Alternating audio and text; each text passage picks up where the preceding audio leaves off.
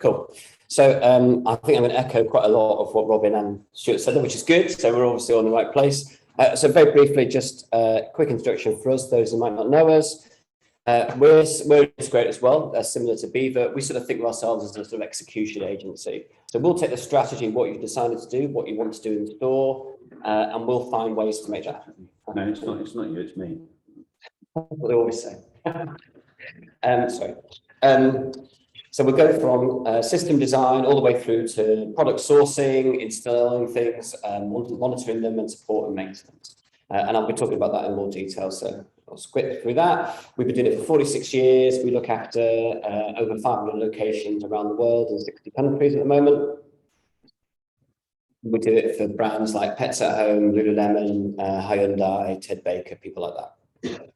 So enough about us. I was thinking how to approach today. One of the things that we do, we follow an ISO 9001 process, probably lots of you in this room do. And within that, we have a sort of an 8-step process for us, but very similar to, as Robin said, where we sort of have a method of approaching how we would deliver a solution, how we work through that. So I thought probably the best way to do this would be to talk through that today.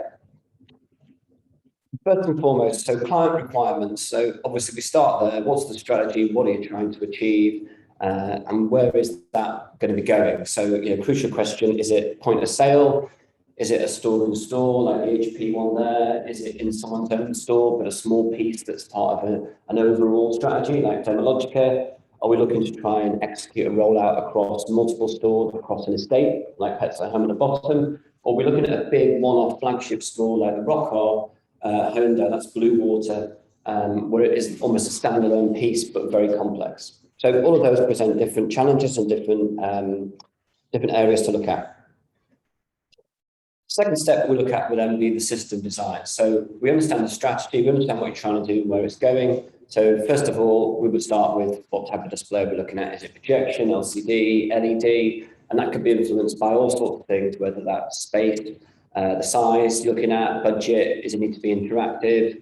How do we then feed content into the display? So we like to use a professional CMS to manage that. And it's super important to keep the content updated as it's already been touched upon.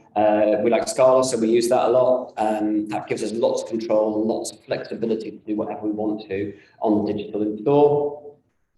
If it's a temporary solution, so if we're not looking at something that's going to be permanent, then we might look at something a bit more simple. So we might look at something like a screen with a playback device on board, where maybe the content isn't going to change because it's only going to be in for a short space of time.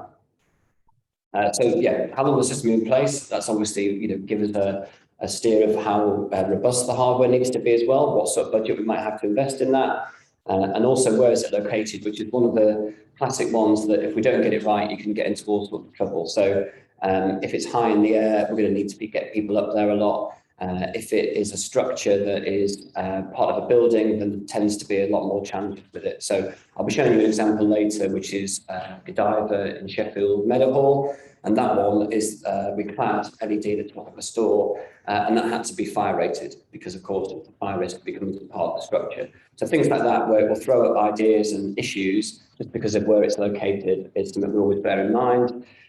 Simple things like, is it in sunlight? Is it in a shop window? Then we'd always say go with a high bright screen, or you won't be able to see what you're looking at. And the final area that I think we kind of can throw ideas into the ring is experience. So obviously, we've been doing this for a long time.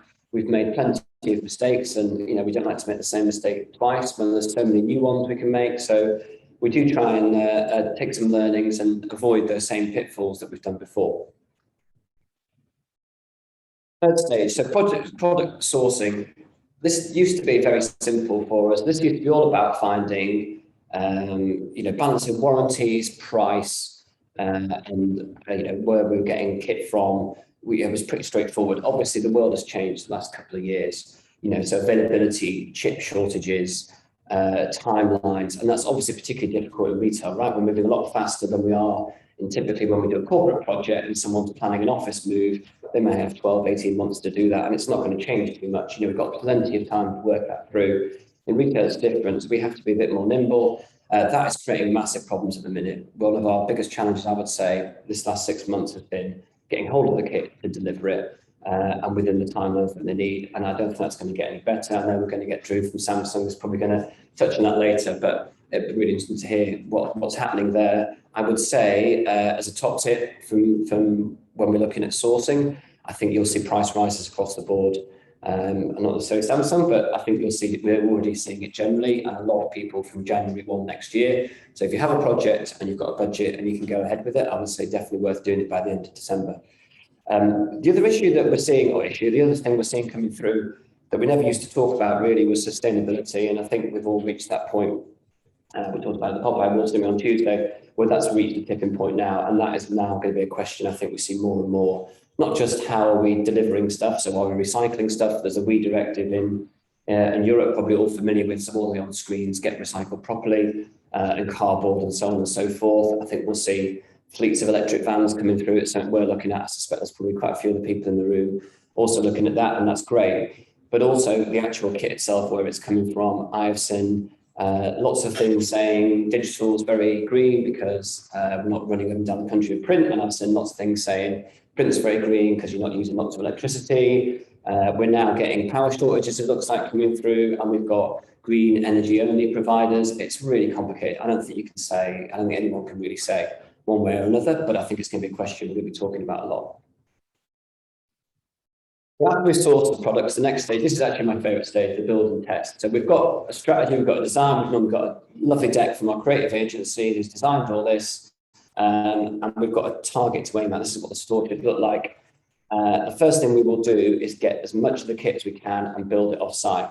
This one is the Rockall store, so it's complicated, but it would apply even the most simple thing. So even if we were just doing a simple screen, loading content and sending it out, we do, in that case, rather than set it all up so we can see it all, we would test every screen and test it on for a week or so, just to make sure we aren't going to get any out-of-the-box failures. And obviously, if you go into 400 sites, that's almost even more important than one big site like this, where actually it doesn't matter because you can go back, or you will be going back every day, sort of thing. Doesn't matter, it's the wrong word, but you know what I mean? It's always important to test it. I think people miss that so much, and you end up going to site and something doesn't work and you end up missing a deadline. It's that testing that means when it opened on day one, it looked like this. So point 5, we get to sort of content creation. So we're not really a content creation agency in the way some of you in the room will be. We will take client content, maybe posters, and we'll animate that and make a digital piece out of it. That's fine. And we will at times go out and outsource and work with somebody else to create a bespoke piece of content.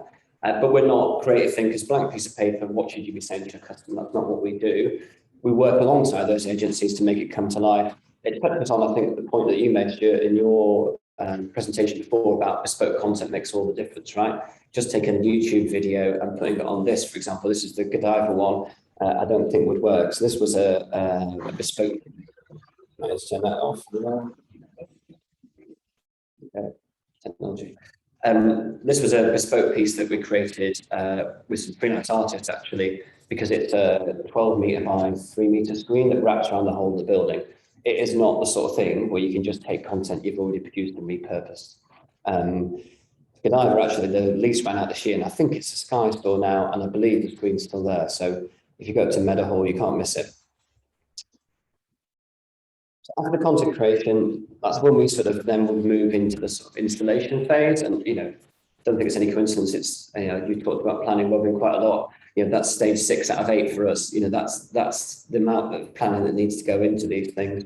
There were lots of considerations. Some of the obvious ones: power, data. Is it Wi-Fi? Is it hardline? How are you going to mount it? What's the access like in the store itself? But also, what's the access like outside? If it's a shopping centre, we just did the new Jaguar Land Rover at Canary Wharf, and you had to be in before 6 in the morning to deliver stuff. You're going to need to plan that. If you turn up at the wrong time, then you're not going to get everything in. Is it your own store? Is it someone else's? I think there's also, especially, you need to take care if it's someone else's store and you're doing something within that, because quite often we turn up and maybe headquarters have agreed it and you've agreed it, but then you get to the store and the store manager's just been in since 7 o'clock. He's got 4 people, hasn't turned up today, and he's worried about how he's going to get the store running. He's not interested in you coming in, putting some digital on one of his aisles or in one area of his store. And that's going to be a challenge unless they're on board. So you really need that buy-in to have gone down to the store level. We've seen that a lot. If it is someone else's store, extra care on power and data, exactly as the guy said, that's always going to be more of a challenge. If it's someone else, if it's a Pets at Home store, it's fine. They can put the power where they want it. They can give you data. If it's someone else's store and you're a brand in there, you're going to need to work with them to do that. Engineering resource. I think this is one, we struggle at this one at the pitch stage, and by the time the project's finished, everyone goes, okay, we understand now. Cost versus efficiency. How many people do we need on site to deliver it in the time frame? If you're putting digital in and it's a new store, the general rule of thumb will be the last people on site. So you want a clean site, you don't want dust flying around with all this new tech. And if that happens, then you're going to be the last person and the person most affected by any delays.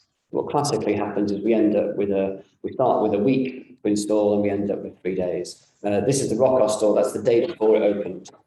So you can see there's a hell of a lot went on overnight to get the opening. I think we had 3 days and we ended up, instead of 7 on that one. It's just what happens, you just got to work to it. But that's where the right amount of resource is crucial. Pre-planning, again, touching on some of the stuff that Robin said, give all the departments know the number of times marketing have agreed it, but no one's mentioned it to IT. IT directors tend not to be very happy when you put things on their network and they don't know about it. Definitely come across that one.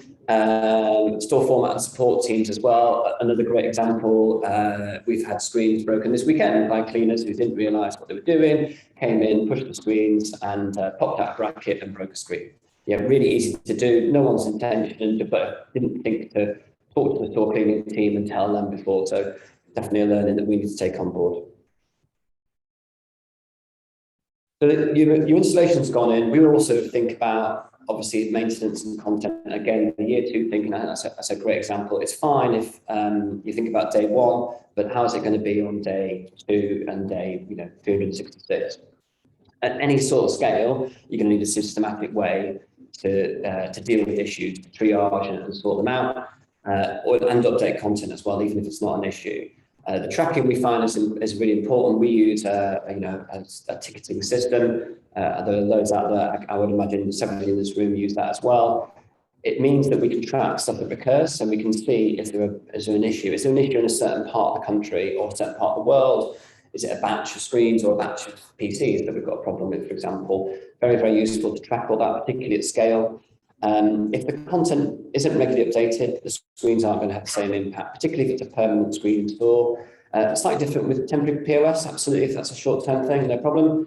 But if you are updating the screens, how's that being managed? That's absolutely, again, crucial. And that's where we do a lot of our work. We also approach the resolution of issues at a sort of tiered response level. So if you want to get good value, then really thinking about how soon you need something changed is really important. So that Rockoff store, which is 3 cars and lots of screens, that's quite important those screens work, right? That's a big impact. If it's the Devologica example I showed, which was an audio piece you put on while you're waiting for treatment, that can probably wait a couple of days. So it just means balancing the SLAs so you get the value that you want. And finally, both from, I guess from a sustainability perspective, but also efficiency, we want to be doing as much as we can remotely these days, as much as we can online, whether that's updating content, resetting stuff. You don't want to be getting onto the motorway unless you have to. So we try and do as much as we can like that, and we bring in stuff like power over IP, where we can reset the whole power switch, almost like turn the switch on and off without actually visiting the store. Lots of the screens, hit the Santa ones, come with lots of onboard control. So sometimes it's really worth investing in screens that have that if you know that you aren't going to get people to site very often and you need to be able to control that remotely. It's much more efficient. And the final part of our 8, two slides in the accident, was data and reporting and measurement. And I'm going to talk about that in a minute. So I'm going to stop there. How did I do?